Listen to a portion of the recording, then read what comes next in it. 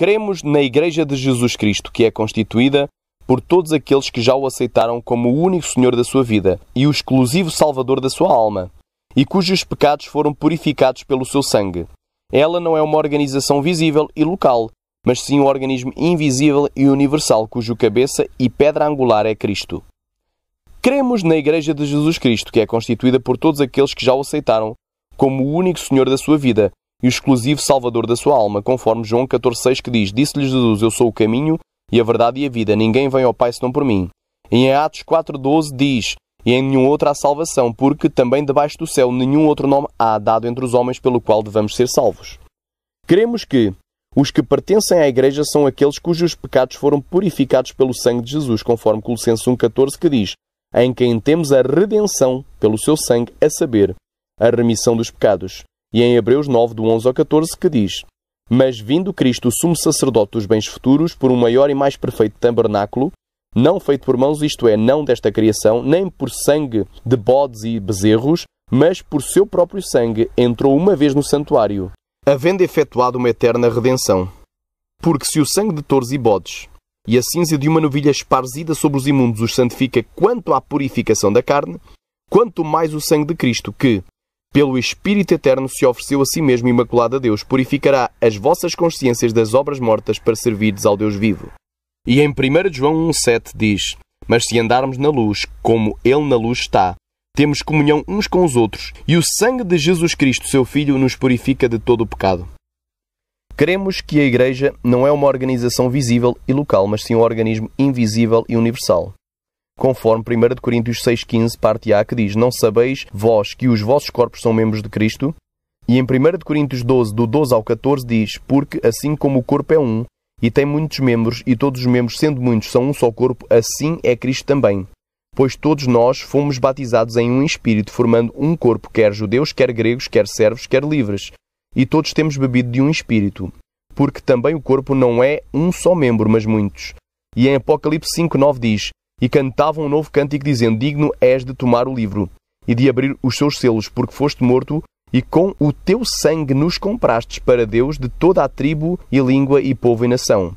E em Apocalipse 21,24 diz: E as nações dos salvos andarão à sua luz, e os reis da terra trarão para ela a sua glória e honra.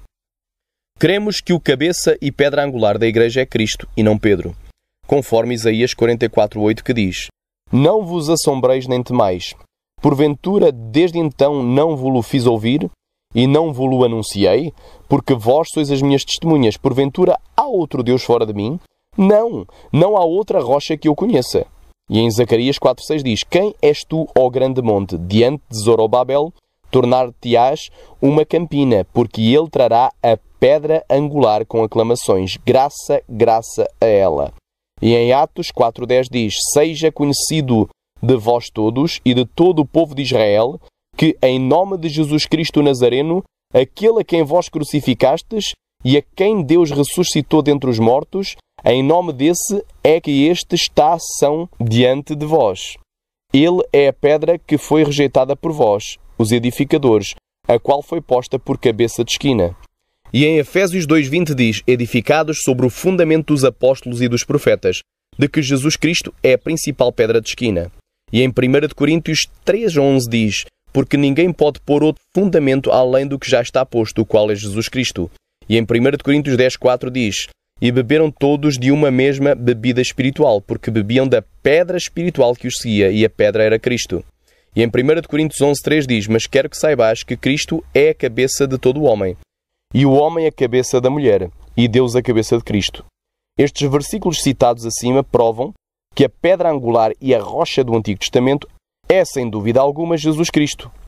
E em 1 Pedro 2,4 diz: Por isso também na Escritura se contém: Eis que ponho em Sião a pedra angular, a pedra principal da esquina, eleita e preciosa, e quem nela crer não será confundido. Repare que o próprio apóstolo Pedro testemunha que a pedra é Cristo e não ele.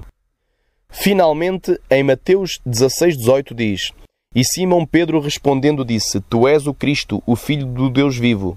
E Jesus respondendo disse-lhe: Bem-aventurado és tu, Simão Bar-Jonas, porque não te revelou a carne e o sangue, mas o meu Pai que está nos céus. Pois também eu te digo que tu és Pedro, E sobre esta pedra edificarei a minha igreja, e as portas do inferno não prevalecerão contra ela. Repare que Jesus disse: Tu és Pedro, do grego Petros, que significa pedrinha ou lasca de pedra. Dizendo ainda: E sobre esta pedra edificarei a minha igreja. Ora, a palavra pedra vem do grego Petra, que significa pedra angular ou rocha, o que significa que Jesus não estava edificando a sua igreja sobre uma pedrinha que era Pedro, mas sim na rocha que é Cristo. Pois na palavra de Deus, aquele que é descrito como sendo a rocha ou a pedra angular é sempre o Deus perfeito e nunca o homem pecador e imperfeito como Pedro, o qual não era convertido ao início do seu discipulado, e que chegou até mesmo a negar a Cristo por 3 vezes. E como ele não morreu por nós na cruz para que nos pudesse perdoar de nossos pecados, também nunca poderia ser este homem o alicerce sobre o qual os cristãos pudessem estar fundamentados.